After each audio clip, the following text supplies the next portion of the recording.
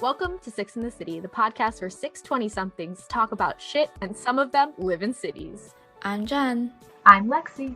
I'm Nancy. I'm Elena. I'm Jane. And I'm Robin. Hi everyone, welcome back to today's episode. I'm Nancy hosting, and we have here Jane, Robin, and Jen. And today's episode will be on Kokology, if I am pronouncing that correctly. How I discovered Kokology was actually with Elena, who sadly isn't with us today, but is in our memories. She's not dead or anything. I don't know why I said that. Elena and I discovered Kokology like going into our junior year randomly. I don't remember, but essentially it's a bunch of guided questions that your answers are supposed to, if you believe it or not, it's supposed to like interpret something about your psyche or your spirit. I'm going to quote Wikipedia on this, but it's saying that kokology is the study of kokoro, which is the aforementioned Japanese meaning for mind or spirit. The Kokology book series was created by Tadahiko Nagao and Isamu Saito, and they're professors of universities in Japan. And they actually have apparently best-selling books on relationships and psychology. So in the book, there's a bunch of these series of psychological and hypothetical questions that when you answer, it's supposed to be like revealing your hidden like attitudes about sex, family, love, work, and other elements of one's life. So to me, it's very Freudian. But for us, whether if you believe it or not, it'll just be a fun way to discover, to see if, first of all, if you guys would believe as I'm explaining these things, if you think it's true or not, but just to have fun. These different scenarios have different names. So I'm going to do this one. This one's called A Desert Journey. So wait, should we keep track of our own answers? Yes, keep track of your own answers. And then when we're done, I'm going to let you guys know what the meaning of it means, and we can talk about it. You're riding a camel in a desert. You really feel tired and exhausted. What will you say to the camel who has been with you all throughout your journey in the desert? Yeah, what will I you would say? say, thank you, buddy. You're doing a good job. Keep going. I don't think I would say anything. I feel like pat, thank you, camel. So Jen, you're saying that you won't say anything. I would talk to myself, but it wouldn't be directed to the camel. I'd be cursing. I'd be like, fuck. Okay, what if you are the camel? What will you say to the camel who has been with you all throughout your journey in the desert? I think you should say something, but if you really don't think you're going to say anything, but what will you say? Fuck. Okay. Okay. Good answer. Like, fuck our lives together. Like. Okay, question number 2. You are really thirsty. Luckily, you see an oasis, but you are surprised to see that someone has arrived before you. Who are they? And this should be a person that you know. I don't know why, but my brother was the first person to come to mind. So I'll just say my brother. Don't overthink Connor, it. My roommate. Okay. Good answer. So, number 3. Finally, your destination is already in sight. How do you feel now? Relieved. Me too. Yeah, okay. Fuck. And then the 4th one, the last one, you have to leave the camel now since you already reached your destination. Another person will now ride the camel. Who is this person? Nancy. My brother. Okay. Connor. Okay. Wait, are you guys just, do you guys truly mean it? Or are you guys just saying, like, copying the person? No, I created a story in my brain right now. Okay. Exactly. Like you and the camel, like it's all coming together. Okay. In the context of all the other questions, this would make sense to me. Yeah. Okay, now I'll let you guys know. Okay. The desert and camel theme symbolizes the journey towards personal independence. Specifically, this scenario reveals your feelings about parting with a lover. Your answers show how you might react when the time comes to go your separate ways. So the meaning of the answer to item number 1, the words you spoke to the camel reveal what you might say to yourself when you realize love has been lost. Fuck. So I mean, it makes sense, Jen. Fuck. Like, Okay. Jane, Jane and Robin were like, thank you. You did good, buddy. Thank you, next. Oh, wait, that's so funny. Oh my God, that's hilarious. Number 2 was the person you encountered here could be someone who has helped or comforted you in the past or one you might turn to in times of need. Oh, Connor. So, Nancy. yay. Not my brother. That's the tea. Old naked man. Yeah, that's why I was like, Wait, Jane really feels comfort in an old naked man there, but no judgment. Number 3, your feelings upon reaching the town are your true feelings about finally getting over a lost love. So you all said relieved. And then the last one, the new rider is a person toward whom you feel a secret rivalry, jealousy, or resentment towards. So Jen, do you have anything you want to say to me? Let's fight. That's so interesting. Now you guys kind of have an idea. What are your thoughts on this? That was fun. That was interesting. It was like not at all what I thought. Like, I didn't imagine it would be like a lover, past love kind of situation. And that's the whole point. It's like you're not supposed to know because it may sway you. It's supposed to be like literally like your deepest psyche, you know, like what you're supposed to know. Okay, so I will do the next one. I'll play with you guys this time because I'm gonna find the scenario answer. Okay, so this one's called the Bluebird. So one day a bluebird suddenly flew to the window of your room and was trapped. You got attracted to this bird, so that's why you kept it. The next day you were surprised to see it. I think what they mean, I think this person is translating it from the Japanese one, and it's like literally like Google translated. So I think they mean like you like the bird. So so you keep it. The next day you were surprised to see that the bird turned into the color yellow. On the 3rd day it became red, and on the 4th day it became black. What color is the bird when you woke up on the 5th day? It stays black. It turns back to its original blue. It turns white, or it turns into a golden color. White. Okay. I said white too. Well, I was gonna say white, but I don't want to copy everyone, so I'll say gold. I mean, okay. Well, I was gonna say gold.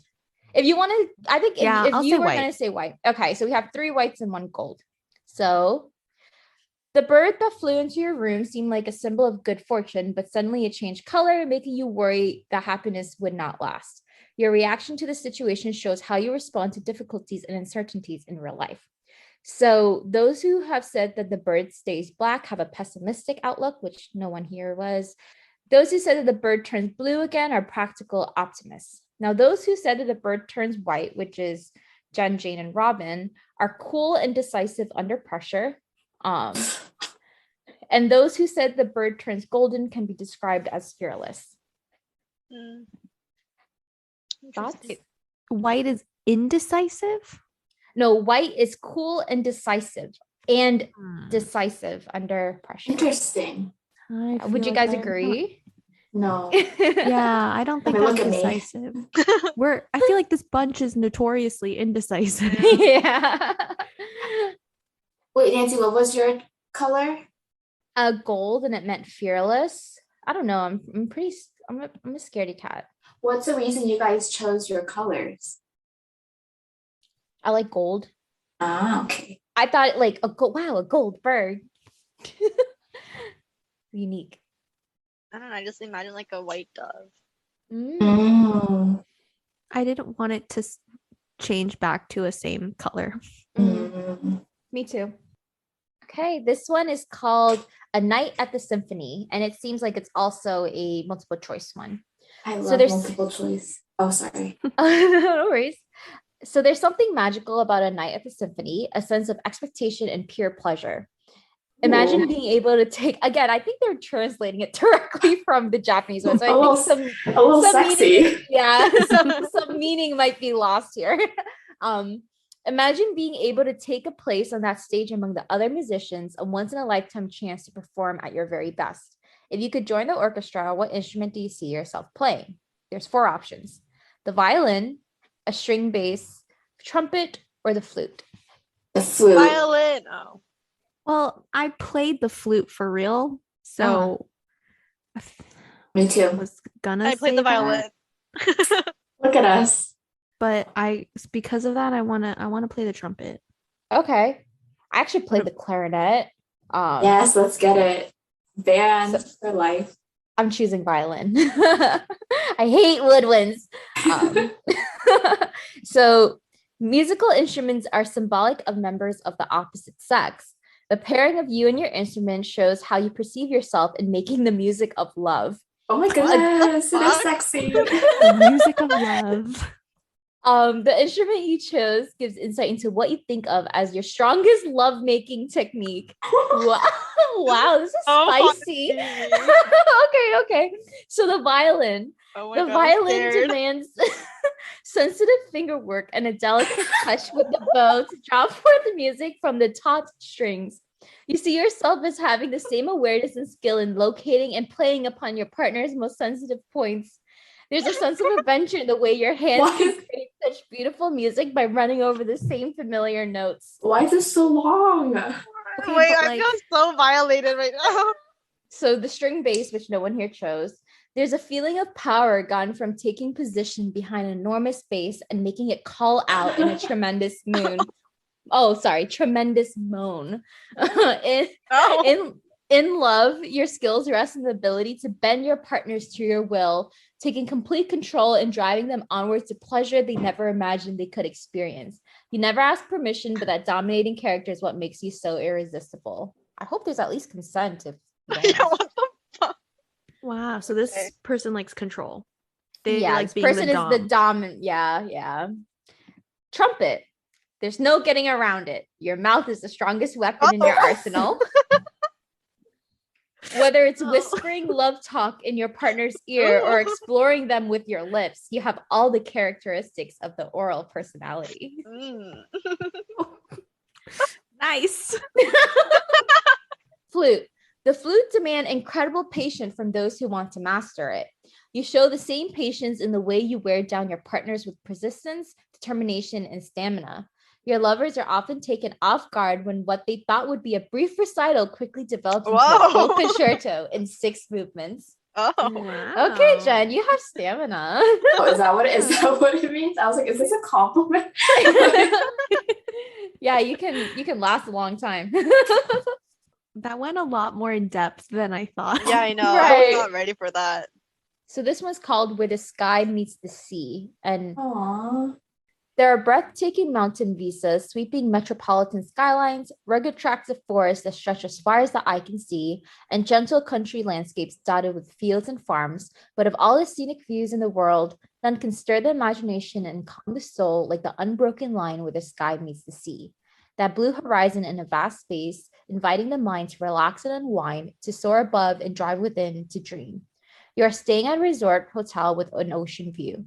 Lying in your bed, you gaze out a huge bay window across the cool blue waters, and lulled by the scene, you drift off to sleep. Which of the following greets you when you awake? So the first one, a bright midday sun burning over the sea, the dark ocean sleeping beneath a starry night sky, 3, a cool mist rolling in over the waters, or 4, the sun just beginning to sink beneath the horizon at dusk. The sunset. The sunset. Yeah, the last one. That's a sunset, right? Mm-hmm. Yeah, sunset. I want the starry night. Starry night. I will also choose the sun setting, the last one. In myths and ancient religions from around the world, the sea and the sky are pictured as an eternal couple, forever holding each other in a loving embrace. The way you envisage the scene out your hotel room window is your vision of the ideal relationship between 2 loving partners and shows the things you seek most from love. So a bright midday sun burning over the sea, which none of us chose, is passionate excitement and intensity are essential to your ideal romance. For you, love isn't true love if it doesn't burn like fire, and if that means added danger, it always proves worth the risk in the end. The dark ocean sleeping beneath the starry night sky, so this is Robin. Others may think you're a little hokey or old-fashioned, but you place the greatest emphasis on things like commitment and faithful devotion in a relationship. Your love affairs may not set the sky ablaze, but they will never cause you any sleepless nights either. And when others' loves have clouded over or burst into flames, you will still be enjoying those nights of untroubled sleep together. Aww. Nice. Yeah. A cool mist rolling in over the waters, which none of us chose here. The line between friendship and love is blurred for you. The two inevitably flow into each other. Your perfect relationship is with someone you can tell your secrets to, share laughter and tears with, and just relax and be yourself around. You refuse to believe that your lover can also be your best friend. And the last one, the sun just beginning to sink beneath the horizon at dusk, which was everyone else here. You seek a storybook romance that inspires the world with its picture postcard perfection. I think it means, yeah, picture perfect. It's so true. Everything has to be just right, from the meeting to the first kiss to the place settings of the wedding to the house with the white picket fence. Oh. True love is a once-in-a-lifetime experience, and you see no reason to settle for less than the very best. So it isn't every day that you have the time to take a leisurely stroll around the neighborhood. A stroll without purpose or destination, a chance to stretch your legs, let the mind wander, and get reacquainted with some old familiar sights. On your way, perhaps you stop in at a cozy coffee shop, explore the paths of a favorite park, or take the opportunity to do some window shopping. Then there are those days when it's enough just to let your feet decide your course. Picture yourself on a stroll through town. The day is beautiful and you're half lost in a daydream. You turn into a street that you've never been down before, and as you walk, you pass a beautiful house, set someone back from the street. Pausing a moment to admire the lovely home, you notice the door is half open. Why is the door ajar? This one has 3 options. The house is being burglarized. The owner forgot to close it, or the owner is inside sweeping out the entranceway. The last one. Last one. Same. Why is it's so extreme. We all want to avoid conflict. Okay. Doors have a twofold significance. There may be passageways, but they can also be barriers as well. In particular, the front door of a house represents its first line of defense, all that stands between its inhabitants and the uncertainties of the world outside. By imagining an open door that should normally be closed, you envision a scenario or vulnerability and exposure. On a subconscious level, the reason you imagine the door being open is linked to the ways that you leave yourself open and expose your own weaknesses to others. So the house is being burglarized. You instantly assume the worst in any situation, and this trait is nowhere more evident than when things actually do go wrong. You never get flustered in a crisis, but only because you're much too busy panicking. So the next time disaster strikes, it's important to keep a clear head and remember to take a few deep breaths and count to 10. Then you can faint. Oh no. The owner forgot to close it. You aren't the type to get carried away in crisis situations. On the contrary, you're so relaxed that you may not notice a crisis is occurring at all. The mistakes you make are caused more by oversight than bad intentions, but the end results for you and for people around you are the same. And then the owner is inside, sweeping out the entranceway. You may appear to be a laid-back sort, but you never let your guard down. Achieving the constant state of relaxed alertness is what has made you into the mature individual you are. Of course, you still have your own human weaknesses. You just don't put them on display for all the world to see. Nice. Would you guys agree? I think out of those 3, I do pick that last one. Yeah. Mm-hmm. If I had to choose, you know? Yeah. Mm-hmm. Okay. This is the big blow up. An erupting volcano is one of the most awesome displays of nature's fury, belching forth hot lava and poisonous smoke that you can reduce the surrounding landscape to gray ash. The destruction it brings overwhelms everything in its path, and it's easy to understand how ancient civilizations could have regarded volcanoes as signs of the anger of the gods. Even today's volcanoes seems to be sending us a not so subtle message about our place in the grand scheme of things. You are standing within view of an erupting volcano. Which of the following best describes your thoughts while watching the spectacle? There's 4 options, and I'm saying this as if you are thinking this. So the first one, maybe this is nature's way of warning us to stop destroying the earth. 2, I guess the pressure just got too high inside there. 3, wow, what a sight, I'm impressed. 4, it's in the nature of these things to blow up, big deal. 3. Mine's first. I would say probably 1. Okay. How about you? And I would say 2. The pressure got high inside. And Jane said 1? Then Jane said 3. Wow, what a sight. And Robin then said Robin said 1. I Okay. said 1. Some So diversity. no one said 4, right? Okay.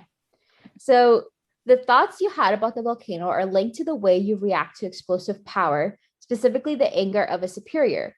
We've all run into a boss, teacher, coach, or parent who throws the occasional tantrum. This scenario shows you how you deal with these blow-ups. So now, number one, which is Robin and Jen, right? So maybe this is nature's way of warning us to stop destroying the earth. What this means is you recognize when you're responsible for other people's anger and are willing to accept the blame. That same sensitivity and adult attitude lets you clear up any problems you might have caused. Number two, I guess the pressure just got too high inside there was what I chose. And it means you place the blame of any problem squarely on someone else's shoulder. After all, if you thought you were doing something wrong, you shouldn't have done it in the first place, right? Number three, wow, what a sight. I'm impressed. And that's Jane. You accept criticism and even outbursts in a positive way, but that's not to say you take them lightly. That sunny outlook is sure to make a favorable impression as superiors in the long run after they've forgotten whatever it was they were yelling at you for. And then the last one, it's in the nature of these things to blow up, big deal. Strong words, tirades, and harsh critiques leave you unimpressed, probably because you don't listen to them. Sure, there's a low-stress way to get through a chewing out, but you're running the risk of never learning from your own mistakes. Maybe you should start paying a little more attention to all the sound and fury. It might be signifying something after all. Arts and craft class is almost a rite of passage in our society, a grilling test to the human spirit in which young initiates strive to force rubber cement, pipe cleaners, modeling clay, and paper mache to bend to their will. And few of us can claim to have managed to avoid the experience of creating an object, be it ceramic mask, napkin holder, or the obligatory ashtray, only to be confronted by an empty expanse demanding that you do something, anything to decorate it. A plain white coffee mug of your own design sits ready for the kiln and an ism staring at you in blank anticipation. You have chosen to use blue glaze. Now, if only you could decide on the pattern, which of the following patterns do you decide to paint in blue on the mug? So there's 4. Stripes, polka dots, checks, or wavy lines. Polka dots. Checkers? None of them. You have to choose. Yeah, like, can you say them again? Yeah, so stripes, polka dots, checks, or wavy lines. I don't think it's checkers. I think it's like check marks. So we have stripes from Jane. Polka dots. Polka dots from I'll Jen. do wavy lines. Wavy lines from Robin, and I also choose wavy lines. So blue is the color most deeply associated with the inner workings of the mind, from imagination to intuition to intellect. The white surface of your coffee mug provides a blank slate and gives your mind free rein to express itself in the most comfortable, natural way. In this sense, the pattern you selected reflects the structure and strengths of your mind in its approach to creativity and problem solving. So stripes for Jane, you favor a direct and clear-cut approach, making you a keen decision maker, able to resolve problems and put plans into action instantly. It's only natural that the people perceive you as a leader and pillar of strength in difficult times. We all instantly were nodding our head. Right. It is, yeah. It's a lack of Very creativity Jane. for me.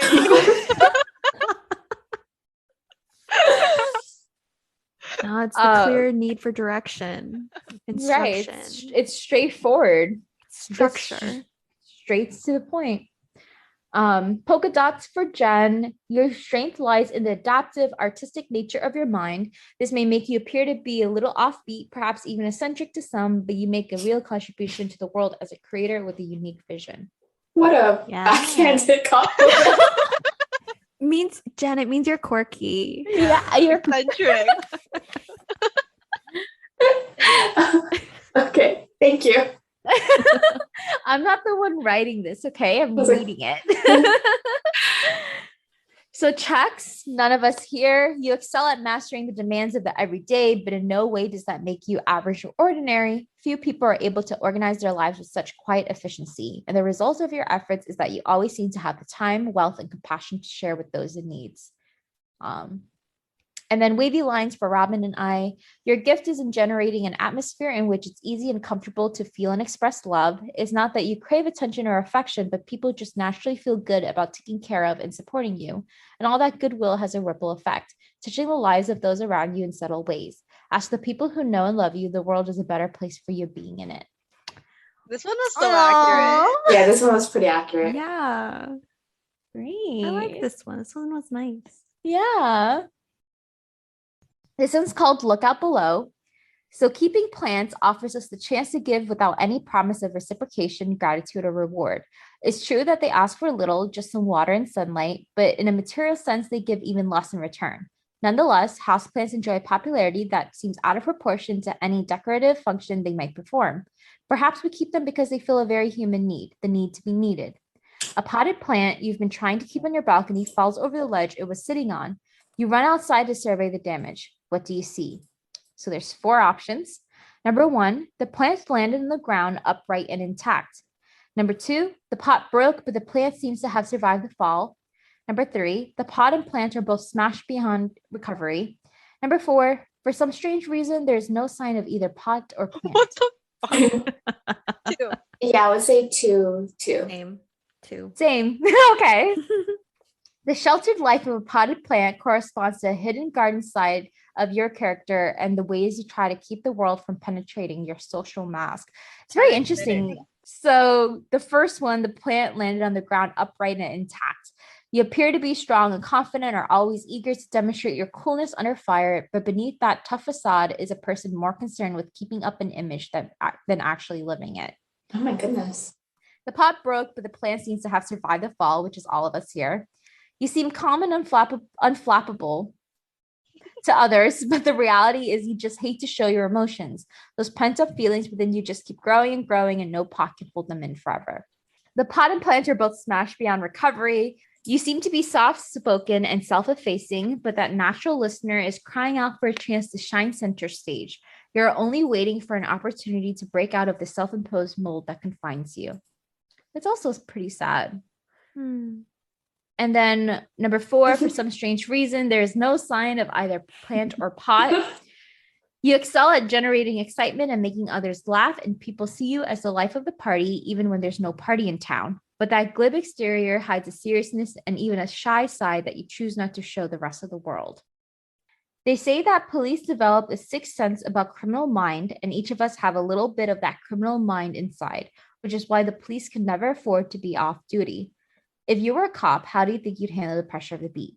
So you're in hot pursuit of a suspect fleeing a crime scene. Jen is giving us a visual demo right now. After a long chase, you finally manage to run him down and make the arrest. You're standing over him with your pistol in his face. Busted. What does the suspect say to you as he stares down the barrel of your gun? Wait, is this multiple choice? No, this is what does he say? Bust. So for me, you said busted? Wait, no, it's just the scenario. It's like, oh, busted this guy. Gotcha. So what do we say? What does the suspect say to you as he stares down the barrel of your gun? So damn it. Okay. Damn, bruh. Okay. Mine would say, I didn't do it. Interesting. Actually, answer like, bruh, fuck. Okay, so what did the cornered crook have to say for himself? Although you were imagining yourself as a police officer, your own hidden tendencies came out in the criminal words. In the game of cops and robbers, it's the robbers who have to come up with excuses as the cops haul them off to jail. The way you imagine him responding gives an idea of how you react when your parents caught you doing something bad. And if you're like most people, it's how you continue to behave today. I didn't do it. That's so true. Like, I didn't do it. I didn't say that. Jane, can you imagine Jane to her parents? Bruh. Damn, bruh. Little Jen just like, fuck. Okay. So this one is called On Your Birthday. So your birthday is the one day a year where you're justified in expecting things to be just a little nicer than usual. Well wishes and congratulations, presents and cards, maybe even a party or romantic dinner for 2. It's your birthday today, and when you check your mailbox, you see you've gotten a card from someone you would have never expected. Who is the sender? You also have received a number of gifts from family and friends. Of that group, who sent you the biggest package? Give the names of people in your life when answering the quiz. Okay, so it has to be people you know, actually you know personally. The first one is someone you would never expected sent you a birthday card. Who was it? And the second question, of all the gifts you received, who gave you the biggest package? Like the biggest physical package, like a box. I guess, yeah. I would say an ex-friend as who I'm surprised about. And the biggest package would be my parents. I would say my cousin, like any cousin, for the unexpected. And okay, my friend Michelle. Okay. I would say my ex for the first one and my sister for the second. For me, I would say someone on the white side of my family as an unexpected sender. And then the second one, I'll say Nick. So the responses you gave signify your true feelings about people in your life, feelings you might not even be aware of yourself. The person who unexpectedly sent you a card is actually someone you would like to care more about or give you more attention. In short, the person you named as sender is someone you've been hesitant to approach or just a friend you haven't heard from a while. Maybe it's time you made the first move towards bridging that gap. On the surface, okay. On the surface, you might associate the biggest package you've received with good feelings about the sender, but from a psychological perspective, the person you named as the sender is someone whose affection you take for granted. This doesn't necessarily signify a lack of respect, but you definitely feel confident of their feelings for you. Be careful not to get overconfident. What feels like security to you may look like plain selfishness to others. This one is called Postmarked the Future. Lounging around the house one Saturday afternoon, you are startled out of your reverie by the doorbell. When you open the door, you're greeted by a most unusual surprise. A pair of animal messengers have come to deliver news of your life of the future.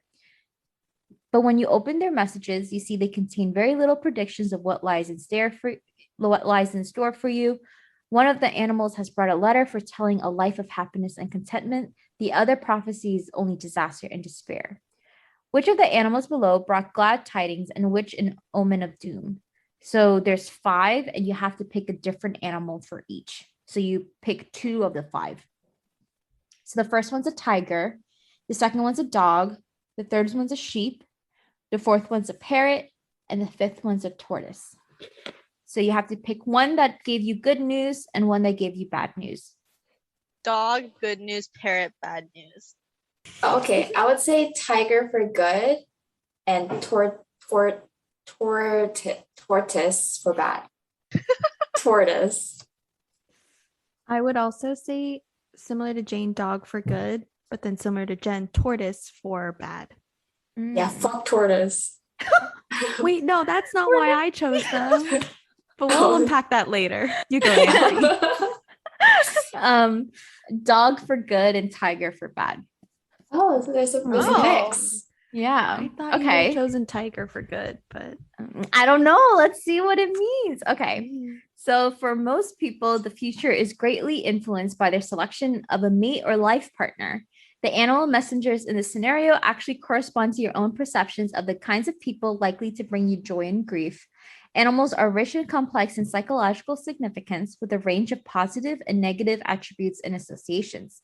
In this scenario, the animal you chose as the bearer of the message of happiness represents the type of person you perceive as an ideal spouse, while the doomsayer animal is a type you fear would drag you down into the depths. So each one, I'm going to tell you what it means if you chose them for glad tidings or if you chose them for gloom and doom. So for the tiger, for glad tidings, you see yourself happiest with an ambitious and powerful mate, possessed of an indomitable will to rule. Whereas for gloom and doom, which what I chose, you dread the prospect of a vain, tyrannical partner who struts around like a lord of the jungle and growls at any mention of sharing housework. Okay, so for dog, glad tidings, which is Jane, Robin, and I. Unquestionable loyalty and absolute devotion are the things you seek most in your mate. Gloom and doom, you are utterly incompatible with those who try to please everyone and fret over what others might be thinking. Dogs are people pleasers. Oh, yeah. Well, we don't like people pleasers. I am a people pleaser. So. But this is for an ideal mate. You didn't choose dog. Yeah, I was just saying. Oh, okay. Well, we're not in a relationship like that with you, Jen. Sheep, for glad tidings, you see the key to contentment in a warm-hearted, nurturing spouse.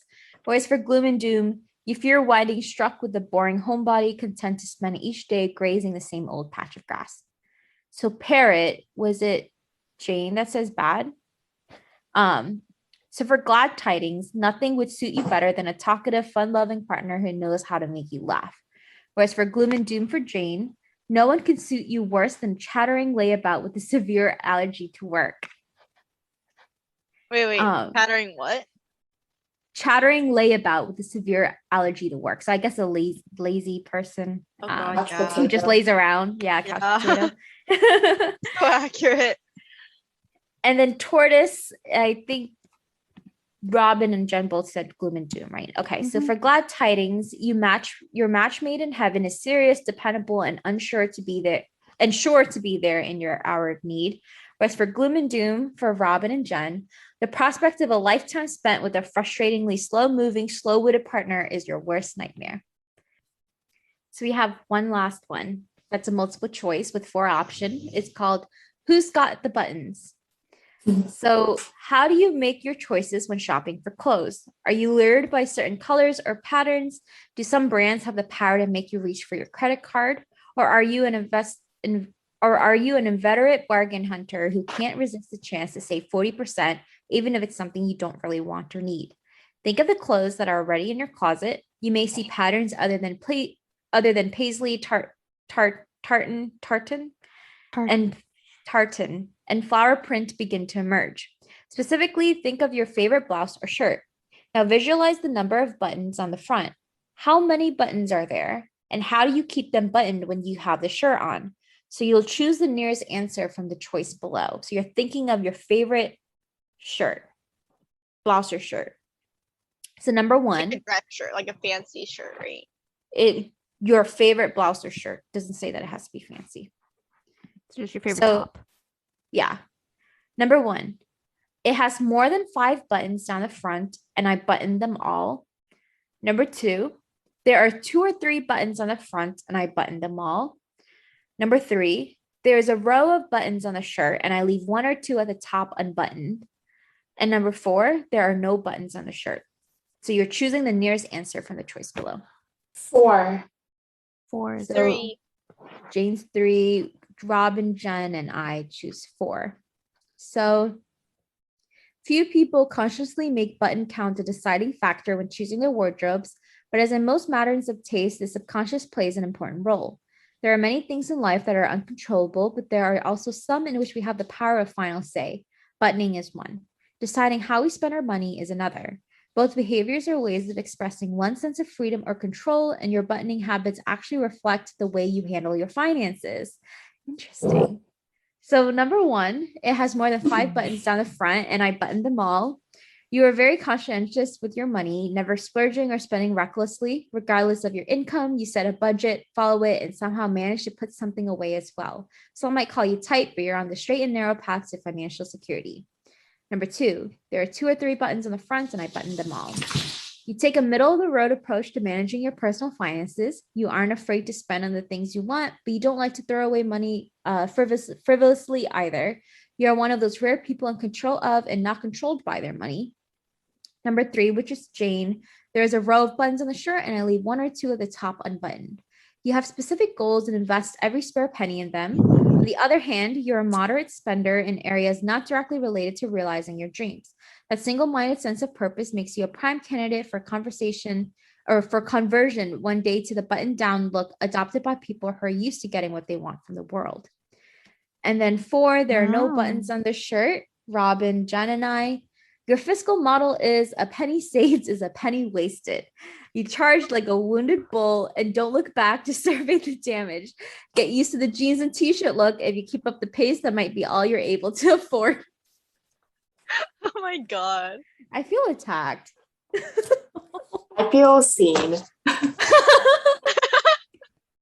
Well, I was just going to say, I hope the people listening found some validity in their responses. Yeah. And what they chose. I wonder how many people like agreed with us. Because I feel like for most questions, we were all within the same like 2 answers. Mm-hmm. We're all pretty similar. right? So I wonder if anyone who's listening might be different. Yeah, let us know. And with that, thanks everyone for listening to today's episode. See you next time. Bye. Bye. Thank you for listening to this episode of Six in the City. You can follow us on TikTok, Instagram, and Twitter at Six in the City Pod. This episode was edited by Lexi with music brought to you by Gandhir Patama. Thanks for listening.